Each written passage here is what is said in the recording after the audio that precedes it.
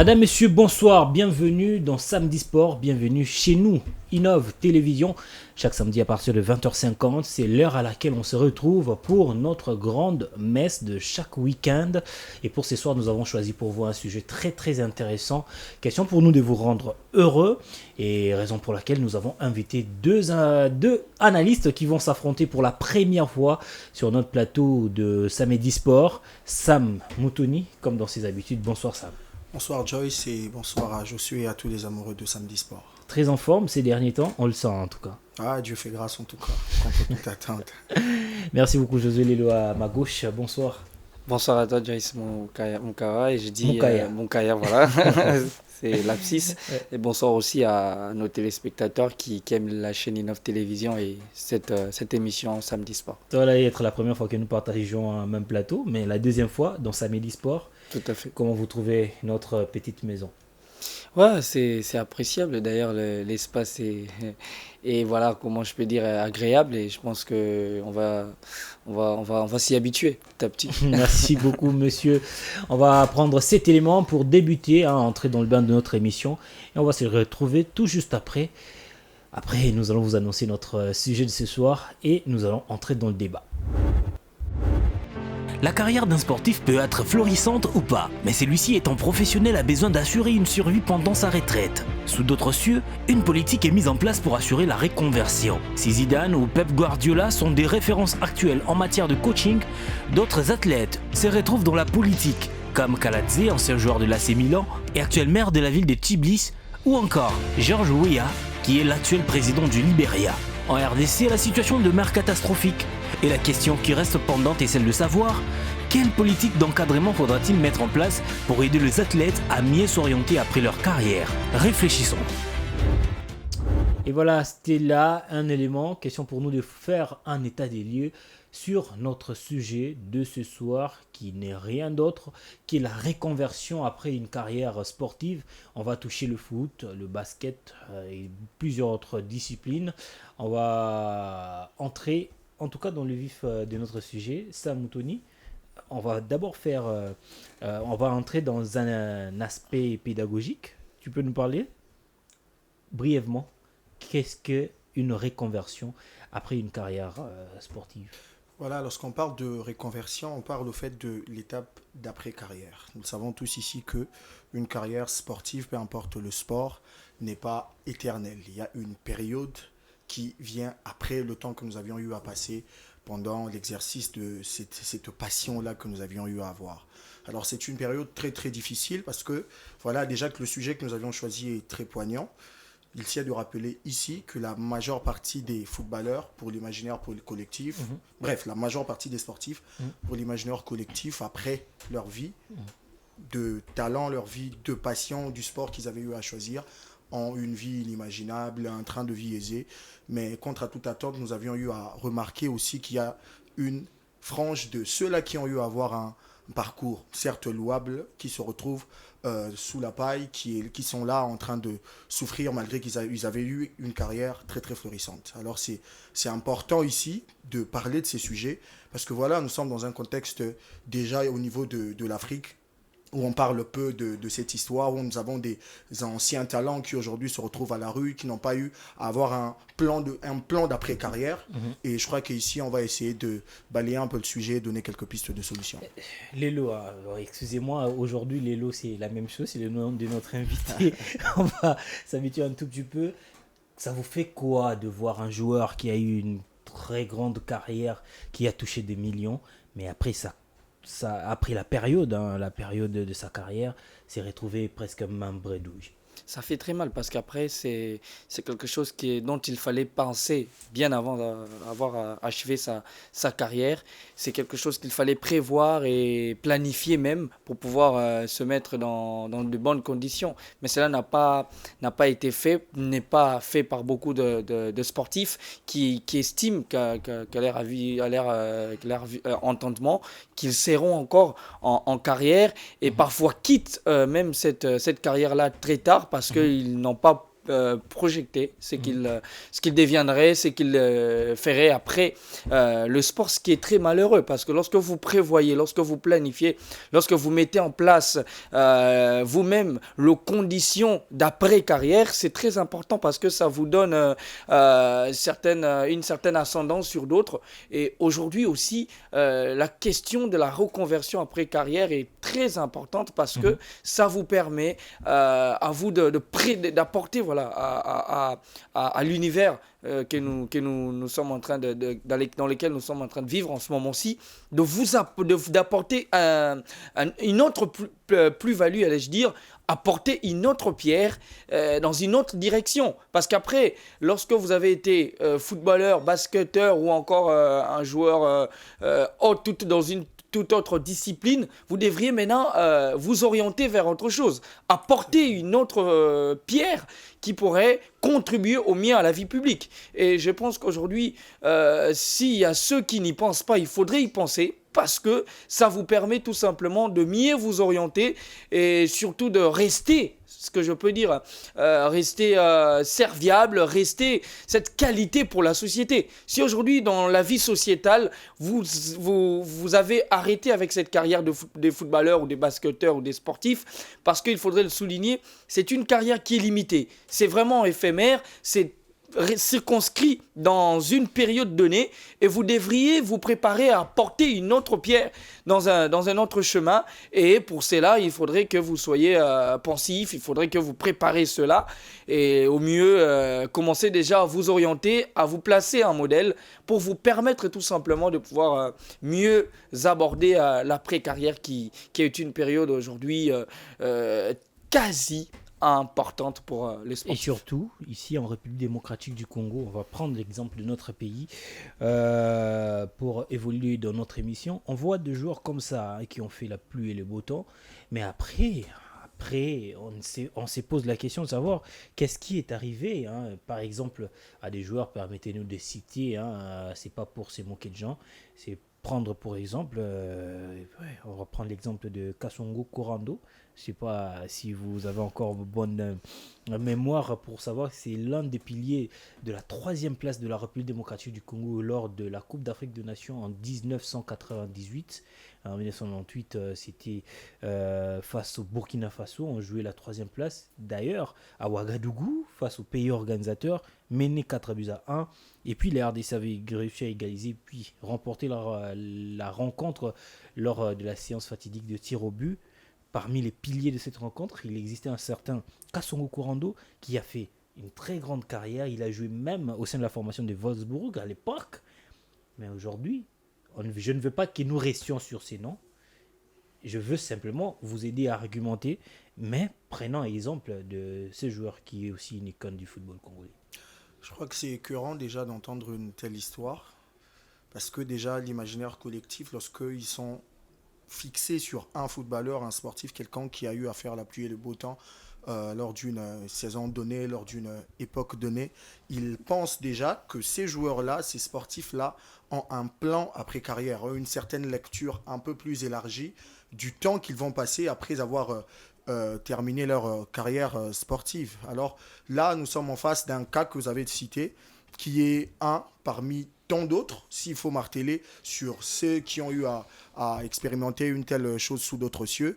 Je crois que les chiffres sont énormes. L'UNFP, qui est l'Union nationale des footballs professionnels, a eu à faire un sondage et ils ont parlé de 60% des joueurs qui ne se retrouvent pas après leur carrière. Et il y a d'autres qui, seulement 5 ans après, ne savent pas quoi faire de leur vie. Et ils ont même eu à lancer quelques formations pour permettre à ce que ces joueurs-là puissent avoir une idée de ce qu'ils peuvent faire dans le futur. Et s'il y a un problème que j'ai eu à déceler dans cette histoire, c'est que la majeure partie de nos sportifs n'ont pas eu d'autre choix que de faire le sport. Déjà au départ, c'est un problème. Exactement. Parce que lorsque vous vous lancez dans un domaine qui est circonscrit dans un temps, comme l'a dit Josué Lelo, il faut que vous pensiez à la vie d'après. Parce que si aujourd'hui je me dis que voilà, je me lance dans une carrière footballistique et que voilà, je n'ai que ça comme plan de vie, et après ça va être très compliqué. Et aussi, s'il faut parler du contexte congolais, déjà on a un problème au niveau des gains. Aujourd'hui, c'est très difficile de combiner sport et études. c'est très difficile de combiner sport et travail parce que voilà, vous êtes à fond dans ce que vous faites, vous voulez réussir, avoir gagner beaucoup d'argent, avoir une perspective d'avenir, par exemple d'aller évoluer ailleurs. Et dans le temps, vous ne pensez pas à autre chose. Ah, mais malgré tout, il y a certains joueurs qui ont réussi à le faire. Oui, voilà. Des joueurs comme Doxagui Kanji, c'est des gars qui ont étudié. Mais ils sont très très minoritaires. Ouais. S'il faut qu'on cite le nom, ils sont Là, très peu. là, Donc aujourd'hui, on doit marteler sur ça parce que déjà, c'est très compliqué de rencontrer un grand nom que nous avions eu à connaître dans le passé, dans la rue, en train de faire un travail minable, par exemple. C'est très difficile pour nous de vivre un tel fait parce que dans notre tête, on se disait peut-être, voilà, ce sont des gens qui ont eu à gagner une certaine somme d'argent et qui, après, ici, sauront investir dans autre chose. Et ce que j'ai eu à remarquer, si on doit regarder ailleurs, c'est que la majeure partie des footballeurs, s'il faut rester dans ce cas-là, restent dans le secteur du foot. Et ça, ce n'est pas seulement parce que c'est leur passion. C'est aussi parce que, voilà, ils n'ont pas d'autre chose à faire. Exactement. Vous voyez, aujourd'hui, la majeure partie des footballeurs se transforment en analystes sportifs, se transforment en coach. Pourquoi ? Parce qu'en consultant, parce qu'ils se disent, voilà, j'étais à fond sur ma carrière, je n'ai pensé qu'à ça. Le seul endroit où je peux me sentir en sécurité, où je peux avoir une certaine connaissance, c'est dans ce secteur sportif. Et je reste là. Mais plusieurs aussi ont eu à essayer, ça n'a pas marché. Et aujourd'hui, se sont retrouvés mendiants, perdant tout ce qu'ils ont eu comme fortune. Et voilà, c'est sidérant. Ah, c'est sidérant. Hein, lorsque, une fois, j'ai regardé une émission de sport, ça va dater de plus de 10 ans. Je vois un certain Matuidi Dishora. Je ne sais pas si vous connaissez ces joueurs. Matuidi, c'est l'icône du Daring Club Moté Mpembe. C'est le joueur qui a permis au Daring de gagner l'unique titre qu'il a sur le plan continental avec un triplé à l'extérieur. Ici, le résultat n'allait pas à l'avantage de Daring, mais à l'extérieur, il a réussi à marquer des buts qui ont permis au DSMP de pouvoir arracher les titres de champion de champion. Voilà, malgré la compétition n'existait plus, mais on garde ces titres comme l'unique pour les Daring au niveau international. Ce joueur est devenu ajusteur. Est-ce que c'est pas fameux, hein? Ça lui permet aujourd'hui de vivre, mais est-ce qu'il ne pouvait pas faire mieux? Bah oui, il pouvait faire mieux parce qu'après moi, je pense qu'il y a aussi la repartition des sommes que vous gagnez en carrière. À l'époque aussi, il faut le souligner, hein, à l'époque de Matuidi, c'est 1992 ou 1994, les footballs n'étaient pas aussi rentables ici au pays. Bah, oui, après aussi, c'est aussi ça. Et ça dépend aussi de contexte, ça dépend de période. Mais moi, je pense qu'aujourd'hui, j'estime, à mon avis, que ces sportifs-là, ils ont besoin à un moment aussi d'avoir de modèles et aussi se pencher sur avoir, comment je peux dire, un entourage qui pourrait aussi leur permettre de pouvoir aussi mieux se propulser vers d'autres horizons. Tellement qu'ils n'ont pas ce modèle-là, ils n'ont pas cet entourage-là. Comme on voit en Europe aujourd'hui, il y a cet entourage autour de joueurs qui déjà le profitent, le permet tout simplement de pouvoir s'orienter vers telle ou telle autre œuvre qui permet à ce sportif peu à peu à s'ouvrir vers le monde soit du donné, c'est-à-dire à apporter de l'aide aux personnes démunies, aux enfants qui manquent. Créer une fondation, par exemple, ça commence depuis la carrière. C'est-à-dire, l'entourage vous oriente vers des actions humanitaires, des actions qui visent tout simplement à vous ouvrir les horizons. C'est là que lorsque vous entrez en contact avec le monde extérieur, que vous pouvez avoir maintenant une idée de ce que vous pouvez faire de votre après-carrière. Moi, je pense que aujourd'hui, la difficulté, allais-je dire, c'est par rapport à cet entourage-là qui se constitue à un moment. Exactement. Et aussi le contexte dans lequel ils vont aller à un moment aussi se ranger. On est en République démocratique du Congo, c'est vrai qu'il n'y a pas vraiment forcément tous ces modèles-là, il n'y a pas ces icônes-là sur qui ils peuvent s'appuyer. Vous l'avez dit. Ici, le plus important aussi, c'est d'avoir quelque chose, avoir un modèle, avoir une idée qui vous permet tout simplement vous aussi de vous inspirer. Et on n'arrive pas à trouver cette inspiration parce qu'on n'a pas ce modèle-là congolais qui a gagné, qui s'est orienté. Qui s'est orienté dans le. Non, on a parlé ici de la majorité. On n'a pas vraiment cette majorité, allais-je dire, qui peut permettre à cette minorité-là de s'orienter vers ce côté-là. Exactement. Aussi les études. Les études aussi, moi, je suis l'une des personnes qui estime que les études aujourd'hui donne une certaine connaissance, une certaine plus-value Mais ça qui me vous vient- ouvre aussi ça les me vient de horizons. l'évoquer Oui. ici, pendant la carrière, on n'a pas le temps en fait de se lancer aussi dans les études comme ça, parce qu'il y a les entraînements, il y a le match, il y a la concentration qui vous prennent presque tout le temps. On n'a pas le temps les études, Bah, ça demande aussi. Oui, les systèmes aussi école sport mélangés, ça permet aussi que vous puissiez avoir en même temps la connaissance et aussi la connaissance sur le terrain. Exactement. Donc après, je comprends que c'est le système tout simplement dans lequel est rangé notre sport qui ne permet pas aussi à ces personnes-là, à ces sportifs-là, de se sortir de tels embargos. Mais après, c'est vraiment louable aujourd'hui ceux qui prennent le bon chemin pour s'orienter vers ce qu'ils peuvent faire. Il faut avoir un modèle. Si on a un modèle, je pense qu'on saura qu'on doit devenir entraîneur après, on saura qu'on doit devenir consultant, on saura qu'aujourd'hui qu'on doit mettre en place une fondation pour pouvoir mieux s'orienter. Et aussi les études viennent vraiment Je reviens apporter vers beaucoup vous, dans tout monsieur, tout à l'heure. Je reviens vers vous. Josué Lelo, merci pour votre pertinence, mais je prends d'abord Sam Moutouni. Est-ce qu'au niveau de l'Europe, y a-t-il de joueurs qui se sont démarqués comme ça, après leur carrière, ils se sont orientés dans des histoires qui leur ont permis d'être utiles dans la société, au niveau de leur pays ou dans divers domaines?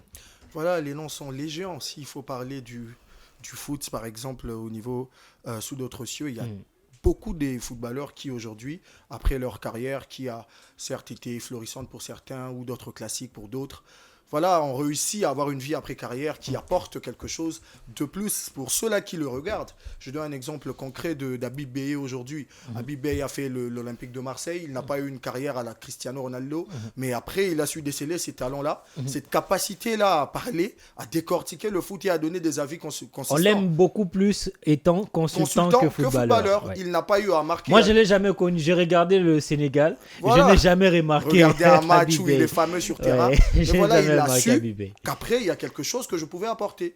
Ils sont très, très nombreux, des joueurs qui ont eu, au-delà même du secteur sportif, à exceller ailleurs. Je peux parler de Bakary Sagna aujourd'hui qui a investi dans l'immobilier. Il pose son argent dans plusieurs secteurs et aujourd'hui, il est carré avec son argent. Parce que le problème, en fait, c'est ça. Aujourd'hui, l'UNFP, qui accompagne les footballeurs, a même eu à créer une frange de cette organisation qui permet à ce que, après, qu'il y ait un suivi. Parce que déjà, c'est compliqué d'arrêter avec une chose qu'on a fait pendant 20 ans et facilement shifter à autre chose. Il faut qu'il y ait un accompagnement. Mais la majeure partie n'ont pas été accompagnés, mais parce que, sachant que la vie ne s'arrête pas là, aujourd'hui, ils vivent la vie. Il y a Samoa Gyan aujourd'hui qui est parmi les footballeurs africains. Il vient à peine de mettre fin à sa carrière, qui gèrent bien leurs finances. Ils sont aisés et posés. Et il y a aussi d'autres qui, après, n'ont pas pu. Il y a Ludovic Julie, un ancien du PSG qu'on a tous connu, et du Barça, qui aujourd'hui est Monaco. ruiné. Il traverse des choses très très difficiles. Pourquoi ? Parce qu'après, il n'a pas eu le temps de se former. Il s'est donné dans plusieurs choses qui ont eu à affecter le pot qu'il avait eu à gagner. On estime entre 10 ou 15 millions de dollars qui se sont volatilisés comme ça parce qu'il a eu à faire des placements sur des sujets douteux. Il a eu à travailler dans des choses qui... Et après, on finit par le gagner, tout ce qu'il avait eu à gagner. Mais je crois que ce qui est important, je suis à parler de ça, c'est qu'il faut créer un temps, même pendant qu'on est en pleine carrière, de penser à la vie après carrière. Certes, ce n'est pas facile parce que déjà le contexte ne permet pas. Lorsque vous êtes footballeur, Messi l'a dit, il faut être focus et ça passe très vite.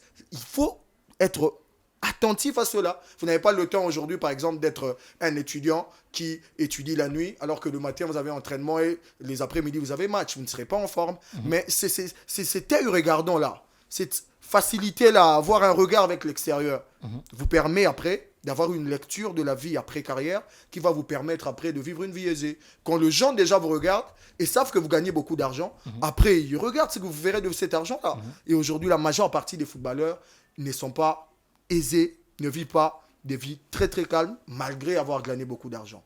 Et aussi, c'est Dieu-là que je suis et vient d'embrayer ici, d'avoir une corrélation entre les études et le sport est très important, malgré que c'est difficile. On a vu piqué à un moment au niveau du Barça, quand il était trop à fond sur ces choses extra-footballistiques, ses performances ne s'en suivaient pas. C'était très difficile pour lui d'être un bon défenseur central quand il pensait investir ailleurs, quand il avait des projets d'être président d'un club ou d'investir dans les télés et tout ce qui va avec. Voilà, c'est important aujourd'hui, même si c'est difficile, de penser à cela, parce que la vie ne s'arrête pas sur terrain. Après, il y a une vie qui vient après. Et aussi, il a martelé sur le fait que l'âge est très très important. Aujourd'hui, on a des joueurs qui jusqu'à 40 ans sont sur terrain, pas parce qu'ils veulent jouer ou c'est une passion pour eux, mais parce qu'après, ils se disent, si j'arrête, je fais quoi? Il y a rarement de joueurs comme André Villas-Boas qui, à 33 ans déjà, avait arrêté avec le foot, ça a fait sa formation d'entraîneur et a eu à entraîner même de joueurs plus âgés que lui. Pourquoi? Parce qu'il avait déjà une idée de ce qu'il allait faire après carrière et petit à petit, il était en train de le planifier. Et voilà, ça a été probant. Et au niveau de l'Europe, il n'y a pas seulement le joueur que a cité Sam Moutoni, il y a des exceptions, comme on le disait d'ailleurs avant l'émission, de joueurs comme Kaladze, un ancien de l'AC Milan, qui est devenu aujourd'hui maire de la ville de Tbilissi, la capitale de la Géorgie. C'est des joueurs comme ça. Ou encore, il y a même des présidents. Il y a Weah qui est président au Libéria aujourd'hui. George Weah qui est président, malgré lui aussi, pendant sa carrière, n'a pas aussi fait des études brillantes. Voilà. Mais quand même, il est président de la République. Il y a des joueurs aussi comme Oliver Kahn, des très bons joueurs, un très bon gardien qui après sa carrière est devenu directeur sportif du Bayern de Munich et puis enfin président du Bayern de Munich. Ils sont nombreux. Il ne manque pas aussi de cas négatifs, comme Sam l'a dit, Ludovic Giuly par exemple, qui est fauché aujourd'hui. On va prendre la situation de la RDC avec Sam Moutoni. Et puis tout. Excusez-moi. Voilà, il y a ici en RDC, par exemple, je prends cet exemple éloquent, d'Iba Ilunga, par exemple, qui a mis en place une fondation aujourd'hui. Quand je le suivais, il était en train d'évoquer le fait qu'ils ont pris un jeune, à qui ils ont donné de repères, à qui ils ont donné une connaissance, qui l'a permis aujourd'hui de se remettre sur pied et d'aller continuer sa carrière au niveau de l'Afrique du Sud. Il a compris, d'Iba Ilunga, qu'il fallait être au plus près de ces sportifs-là pour qu'ils puissent avoir un chemin à suivre. Il a évoqué Samuel, c'est qu'après, il faudrait qu'il y ait cet accompagnement-là. Lorsqu'il y a cet accompagnement, ça permet à ce jeune-là de pouvoir mieux réfléchir, de pouvoir mieux penser. Parce qu'aujourd'hui, l'argent est devenu maître de plusieurs personnes. L'accompagnement doit venir de quel niveau exactement? Parce que lorsque vous dites qu'il doit y avoir un accompagnement, est-ce que ça doit venir du club, de la fédération, du ministère ou du joueur lui-même, de ses propres Je pense que l'accompagnement a des étapes. Aujourd'hui, vu qu'il y a cette absence de l'autorité de l'État ou de l'État, il faudrait que les privés puissent quand même entrer en contact avec cette réalité. Mais si aujourd'hui l'État met le moyen, met les conditions nécessaires qui permettent à ces athlètes-là, à ces sportifs-là, de pouvoir mieux se retrouver après leur carrière, c'est mieux. Mais aujourd'hui... Mais je ne comprends pas, Lélo. Pourquoi l'État devrait mettre de moyens pour accompagner un joueur comme paix à son âme, de mémoire, Aimé Kamamale, qui a fait aussi une très grande carrière, mais qui est parti comme ça. Je crois même pas qu'il a laissé quelque chose. Des joueurs qui sont encore en vie aujourd'hui, je pourrais citer Yemo Ngidi, qui a fait vraiment une très grande carrière. C'est un très bon... Il a joué presque partout, mais aujourd'hui, c'est pas le Yemo qu'on a connu comme footballeur. Mais quand est-ce que l'État doit intervenir alors que ces joueurs-là touchaient de l'argent partout où ils sont passés? On a parlé de conditions. Réunir simplement les conditions. Oui, j'explique. Réunir simplement les conditions. C'est-à-dire qu'aujourd'hui, il faudrait qu'il y ait quand même un organe qui suit au mieux les footballeurs, les sportifs qui sont en fin de carrière. Juste un accompagnement, juste des formations. Créer une sorte de sécurité sociale. Caisse de sécurité sociale, permettre à ce qu'après carrière, ce joueur-là ait les moyens de survie. Je sais pas. Pas vraiment le moyen en termes de finances. Je parle maintenant en termes de connaissances, en termes de, voilà, comment je peux dire, d'orientation, des directives qui vont permettre à ces sportifs-là de pouvoir mieux s'orienter vers la vie qui vient après le sport qu'ils sont en train de pratiquer. Mais je suis pas du tout en reste de ceux qui pensent que ces sportifs-là peuvent aussi rester dans leur domaine. Parce qu'ils estiment que voilà, on a démarré dans ça, j'ai une connaissance approfondie. Restez, mais essayez de mieux faire. Parce que on vous a vu florissant dans votre carrière, dans le football, dans le basket, dans le handball. On ne veut pas s'arrêter de vous voir. Alors, Exactement. continuez toujours d'apporter. Les gens ont besoin que vous apportiez toujours cette fluorescence, même dans la vie après carrière. Et pour ça, il faudrait que, comme je le soulignais, qu'il faudrait que vous ayez un entourage qui vous accompagne dans cela, parce qu'on dit que lorsque vous êtes mal entouré, vous aurez aussi à prendre de mauvaises décisions. Exactement. Mais lorsque vous êtes bien entouré, c'est là que vous aurez des bonnes décisions aujourd'hui. On a besoin juste des repères. Dès qu'ils ont ces repères-là, et qu'il y a des conditions, genre il y a des organes qui accompagnent, la fédération peut-être aussi, les fédérations accompagnent aussi. Il y a l'UFC aussi, l'Union du footballeur congolais aussi qui accompagne. Les organismes aussi internationaux qui peuvent aussi se concentrer sur l'accompagnement des sportifs après carrière, ça va aider. Ça va aider. Et moi, je pense que j'allais dire qu'aujourd'hui, au-delà du fait qu'il faudrait se pencher vers la fin carrière, il faudrait que ça soit déjà en train d'être réfléchi pendant qu'on est en train de pratiquer le sport. Bon, Par exemple, moi, allez-y. aujourd'hui, je suis étudiant ou journaliste, mais je suis déjà en train de me dire qu'on était enfant. Voilà l'exemple. Qu'on était enfant. Je regarde, il est en train de passer à la télé, il parle. Moi aussi, j'aimerais être comme lui. J'aimerais être comme lui. C'est dans ce sens-là que je disais qu'il faudrait qu'ils aient des modèles, qu'il faut qu'il y ait des repères, qu'il y ait un miroir sur lequel ils vont se refléter. Josué Lelo, je vous donne deux oui. exemples. Oui. Deux exemples de personnes. La première, c'est un footballeur qui a quitté le terrain de foot. Après, il est devenu entraîneur. Aujourd'hui, je ne dirais pas qu'il est retraité. Il n'a pas de club. C'est Mutubile Santos. Un ancien joueur de l'Olympique de Marseille, un ancien joueur, il a joué aussi dans le club allemand, et puis ancien joueur de Dragon. C'est un joueur qui a gagné de l'argent étant d'abord footballeur. Il est devenu entraîneur du tout-puissant Mazembe Anglebert. Il a gagné certainement de l'argent. On croit à cela, parce qu'à la fin, il était entraîneur du Daring. On ne croit pas que chez Daring, il a reçu assez d'argent. Mais aujourd'hui, Mutubile Santos ne manque de rien. Pourquoi ? Parce qu'il a investi. Il a investi, je ne vais pas dire dans quoi, mais quand même, il a le moyen de survie. Mutubile Santos était, je ne sais pas s'il a quitté, président de l'AS Dragon à un moment. Mutubile Santos est un membre influent au sein de cette formation de l'AS Dragon. Le deuxième, c'est un joueur qui est encore en activité. C'est Junior Baometo. C'est un joueur qui, même si on ne le paye pas chez Daring, il s'en fout. Parce qu'il est dans les affaires, il gagne de l'argent, sa tête est tranquille et au calme. Vous ne le verrez jamais dans les revendications de joueurs. Je ne dis pas que tout le monde doit faire comme lui, mais c'est des gens qui ont réfléchi avec le paie que je gagnais en tant que champion d'Afrique. On m'a peut-être offert une Jeep qui coûte 80 000 ou 50 000 dollars.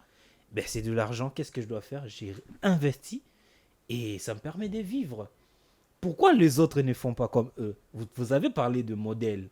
Raison pour laquelle je vous ai donné 2 exemples. Oui, mais ils peuvent s'inspirer de ce sportif-là que vous avez donné. Mais aussi, après, il y a aussi le mental. Mais oui, il y a aussi le mental. Ils se disent que moi, je suis à fond dans ce que je suis en train de faire. Après, advienne que pourra. C'est aussi ça la grande inquiétude. Pas advienne que pourra. Il faudrait réfléchir. Le réfléchir, là, c'est là où il y a le problème. Parce qu'il y aura trop de choses sur lesquelles il faudrait se pencher et on finira par être mal orienté, je dire, et finir sur la paille. Mais après, ce modèle-là sont là pour permettre à ce sportif-là de s'orienter, mais aussi le côté personnel, le côté individuel. Qu'est-ce que je veux faire de ma vie après ma carrière ? Et aussi le message de la reconversion. Est-ce qu'aujourd'hui, c'est un message qui bat son plein ? Très bien. Ou simplement, voilà... Parce qu'est-ce qu'il y a aussi ce message-là qui est répandu en RDC ? Je suis sidéré de voir aujourd'hui que ce joueur-là, qui ont brillé, qui ont gagné énormément dans leur carrière, se perdent. Alors qu'aujourd'hui, on a des personnes qu'on appelle de motivateurs. Des personnes qui sont formées pour motiver, pour pousser les gens à réfléchir sur telle ou telle autre direction qu'il faudrait prendre dans la vie. En Europe, la question de la reconversion bat son plein. Voilà pourquoi aujourd'hui, vous voyez qu'il y a des joueurs qui ont été performants il s'oriente vers la direction technique nationale, vers la direction technique d'un club, ou encore même vers les sélections nationales. Parce qu'ils ont eu le temps, non seulement de choisir, mais aussi de suivre ce chemin-là pour avoir les connaissances requises.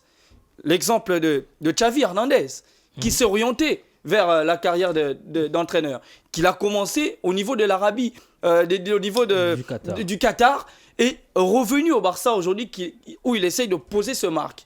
Il n'est pas minimisable. Les efforts qu'il a apportés au sein du FC Barcelone ne sont pas minimisables. D'ailleurs, même, il essaye de perfectionner. Au-delà de ce qu'il a reçu, il essaye d'apporter une nouvelle touche. Donc, ce message-là de la reconversion, permettez-moi le concept, cette prédication-là de la reconversion après carrière, en tout temps soulevant les avantages qu'il faudrait retenir lorsqu'on y réfléchit à temps, et aussi les désavantages lorsqu'on n'y réfléchit pas. On finit par perdre ce qu'on a gagné parce qu'on va investir dans plusieurs choses et on ne s'est pas focalisé là où on avait bien sûr la capacité d'apporter.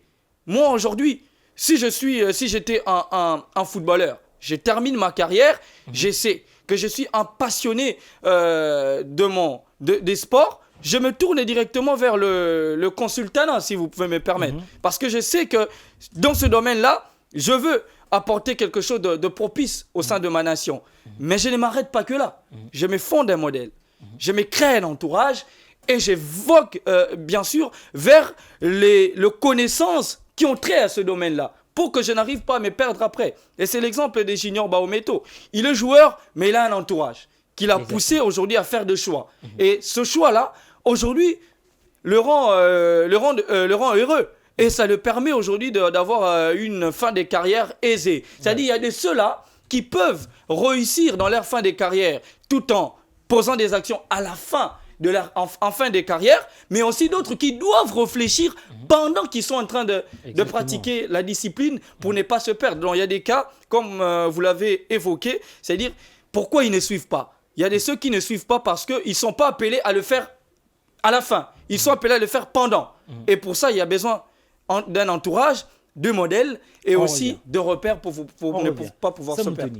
Parlons de la reconversion. Aujourd'hui en RDC, lorsqu'on regarde la majorité de joueurs, ils veulent tous devenir entraîneurs. On le voit, Bokesse Gladys aujourd'hui entraîneur, Lofo Mongeli aujourd'hui entraîneur, Yves Diba qui autrefois était manager est devenu aussi entraîneur. Ils sont nombreux. Mais est-ce qu'ils se posent la question de savoir, est-ce qu'ils sont bien orientés ? Puisque eux tous, Bokesse par exemple, je ne sais pas si c'est vraiment un grand entraîneur, ou les autres, est-ce qu'ils sont vraiment de bons entraîneurs ? Ou alors parler de Mputu Trésor qui, lui, après tout ce qu'il a fait, il s'oriente vers la politique, alors que même en dehors du terrain de football, Mputu peut abattre un grand travail. Est-ce qu'il doit y avoir des conseillers pédagogiques au sein de clubs pour orienter des joueurs vers leur après-carrière ? Je crois que c'est très important ce que vous avez eu à soulever ici. Et j'aimerais insister sur le côté éducation. Parce qu'aujourd'hui, certes, on a des talents qui ont une certaine connaissance du sport qu'ils sont en train de faire. Mais et après, qu'est-ce qui se passe au niveau du mindset ? Aujourd'hui, nous avons des personnes qui ont été pris comme ça, seulement parce qu'ils sont talentueux. On n'a pas pensé à faire des personnes au-delà des sportifs. Il y a ceux-là qui n'ont pas eu une certaine éducation, même de base. D'autres n'ont pas eu une éducation financière. D'autres n'ont pas eu des personnes, des psychologues autour d'eux qui pouvaient leur permettre de se connaître eux-mêmes. Je crois qu'on doit commencer par cela. Aujourd'hui, la direction d'entraîneur est un choix par défaut. S'il faut parler de tous ceux-là qui ont eu à gagner le CHAN 2009, s'il faut citer quelques-uns, la majeure partie aujourd'hui sont des entraîneurs. La majeure partie. D'autres sont ce qu'ils sont que nous ne savons pas aujourd'hui. Je crois qu'aujourd'hui, ce choix-là est un choix par défaut. Je l'ai dit tantôt que la majeure partie de ceux-là qui restent dans le foot, c'est parce que, à part le foot, ils n'avaient pas pensé à faire autre chose. Aujourd'hui, Baometo, par exemple, il investit dans l'agriculture. Ça a été un footballeur. C'est un footballeur. C'est un footballeur jusqu'à aujourd'hui, mais il est investi dans l'agriculture. Il n'est pas resté dans le foot parce que voilà, il a eu à faire une carrière footballistique. Il a pensé à investir ailleurs aussi parce Il y qu'il a a... Patou Kabangou qui a investi dans le football tout en étant footballeur avec son club de Corbeau. C'est Corbeau. Corbeau, je exactement. Corbeau. crois. Il a transféré plusieurs joueurs. Très nombreux. J'ai même un vieux qui habitait Lemba qui a été propulsé par cette équipe. Voilà. Je crois que c'est un problème éducationnel. Aujourd'hui, on a des footballeurs à qui on ne parle que de foot. Alors qu'après ça, il y a une vie qui vient après. Et aujourd'hui, ceux-là même qui sont devenus coachs, je l'ai dit, ce sont des choix par défaut. Ce n'est pas quelque chose qu'ils avaient eu à penser au départ. Et la majeure n'ont pas fait des formations adéquates pour cela. Ils ont été choisis seulement parce que voilà, ils ont été des grands joueurs, entre guillemets, et ils peuvent avoir cette aura-là de parler à ces jeunes qui jouent aujourd'hui. Mais après ça, il n'y a pas que ça. Il faut penser à autre chose. Il y a des joueurs aujourd'hui qui sont en fin de carrière. Mais étudiez aussi. Étudiez, pensez aux Mais études. ils n'ont plus de moyens, ils font comment? Ah, Ils ont tout mangé. Non, mais aujourd'hui, il ne faut pas des milliards pour étudier. Il ne faut pas des milliards pour étudier aujourd'hui. Le problème, c'est qu'ils n'y ont pas pensé. Ils pensaient qu'en étant footballeur, voilà, la vie va se limiter à ça. Après, il y aura des avantages parce qu'on a été footballeur dans le passé. L'État va nous prendre Alors que en nous charge. sommes dans un pays où on suce le talent et après, voilà, vous êtes dans les oubliettes. Si déjà vous savez ça, vous penserez à votre carrière. Aujourd'hui, il y a des entraîneurs. Vous avez parlé de Bokessia, même qui également qui était dans ce secteur-là. Voilà, ce sont des personnes qui sont allées là-bas parce que ne sachant pas quoi faire après. Mais aujourd'hui, j'ai parlé de l'UNFP qui est une association qui permet de faire un suivi. Il y a même 200 formations qui sont mises en place dans 26 secteurs différents pour permettre aux footballeurs, après leur carrière, de faire un choix et de devenir quelqu'un d'autre. Parce qu'au-delà du foot, moi je ne pense pas que Dieu nous ayant créés, nous a donné qu'un seul talent. Il y a d'autres aujourd'hui qui, au-delà du foot, étaient passionnés, par exemple, de l'agriculture. Il y en a. Ce n'est pas un travail à minimiser. Il y a d'autres qui, en étant enfants, ne pensaient pas être footballeurs. Ils avaient d'autres perspectives. Mais voilà, après ça, vous pouvez le poursuivre. Aujourd'hui, il y a des gens qui étudient après avoir eu à passer une carrière footballistique. Kassongo Ngandou, qui est devenu aujourd'hui entraîneur. C'est parce que, voilà, il a eu à passer des études en fonction de cela. On ne veut pas Mais il y a des eu footballeurs. également Kidiaba aussi. Ils sont très nombreux. Kidi Abadeur a été député national et puis ministre, je crois, de l'Intérieur. Et s'il faut parler du Kamputu, moi, je suis parmi les personnes qui ont été choquées de le voir dans une campagne politique, voilà, faire le sensibilisateur ou penser être député national. Poutou, c'est un grand talent. Il a déniché plusieurs talents. Pourquoi ne pas utiliser cette perception-là qu'on voyait sur terrain par ses passes majestueuses, de regarder ces jeunes qui sont pétris de talent, qui sont dans des académies, dans des ententes, déceler ces talents-là, les former après. Et même et utiliser devenir... pour tout trésor pour aller détecter les talents et ramener ici. dans le centre de formation.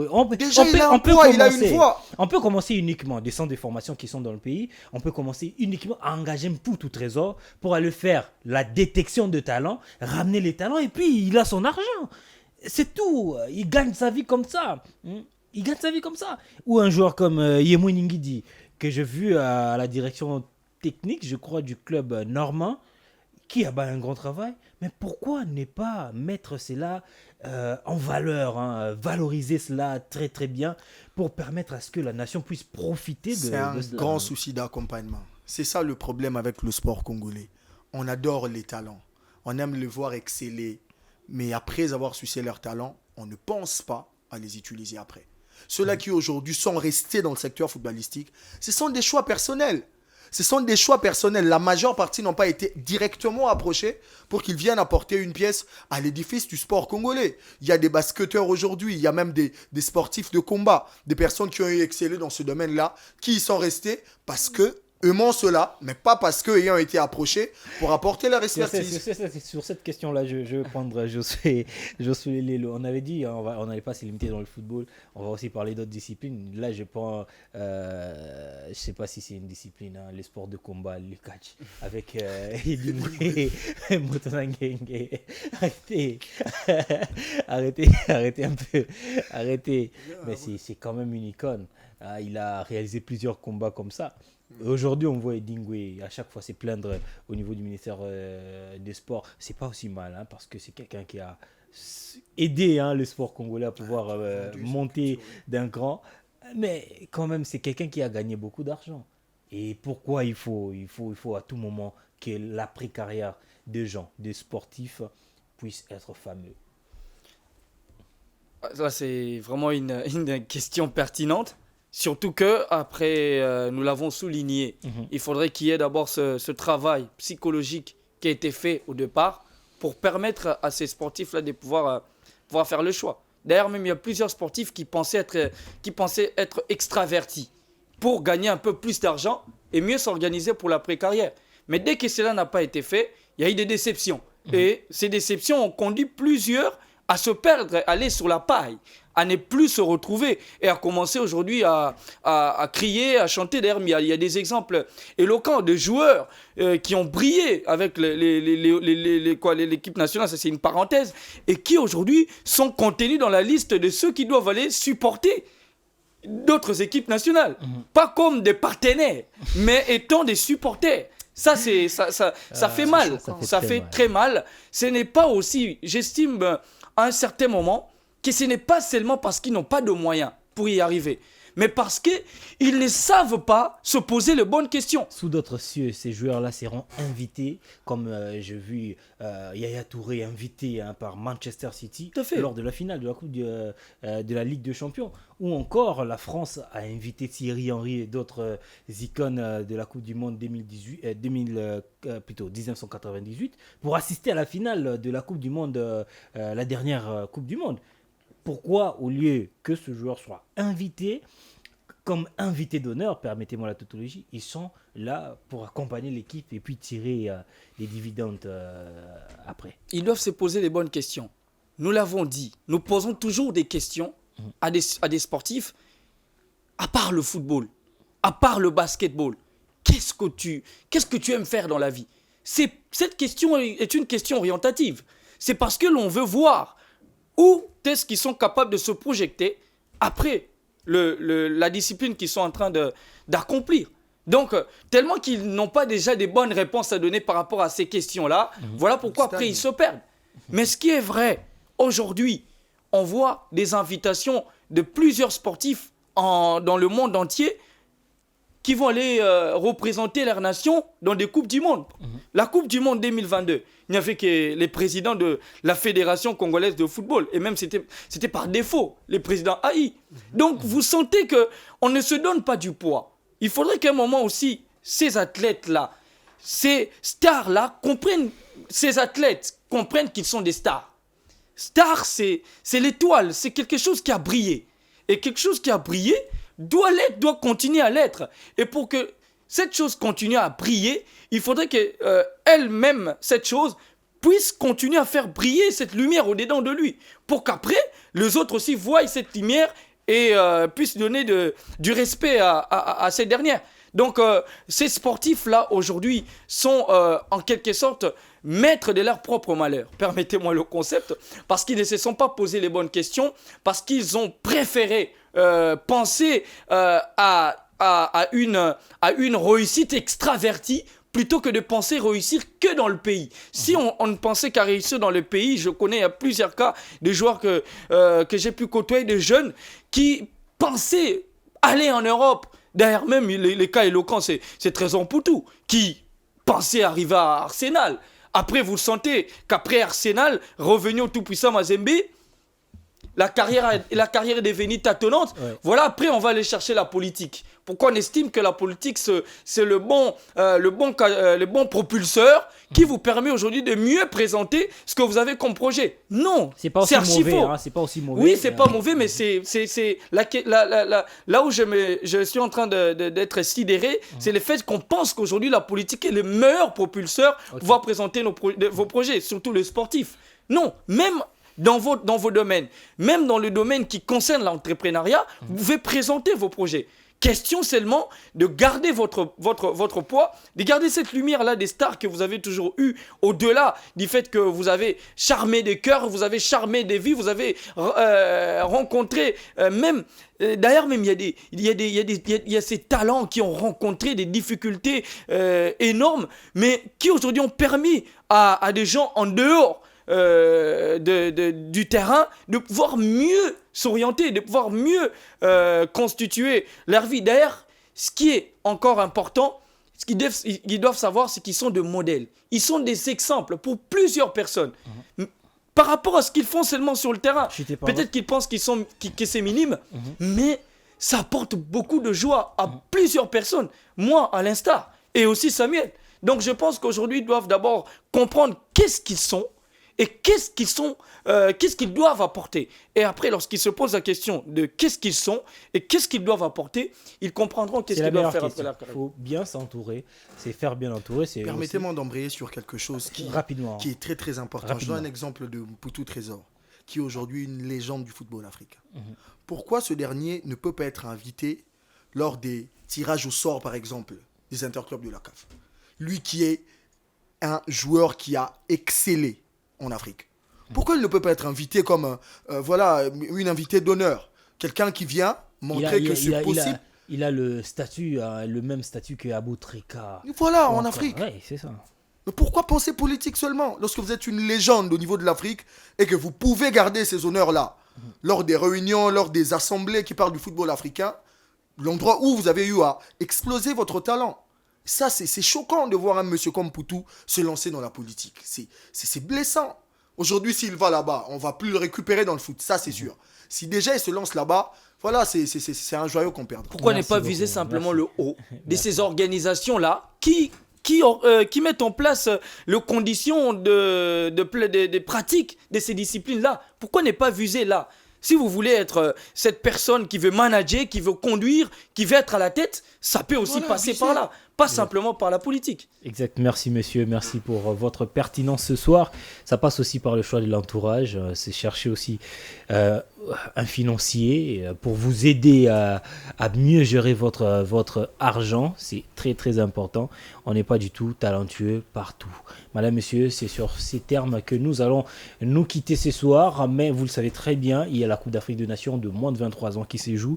On va se quitter sur les images de but, depuis le début de la compétition jusqu'ici, et on va se fixer comme rendez-vous la semaine prochaine avec le même plaisir pour un nouveau numéro. D'ici là, portez-vous bien.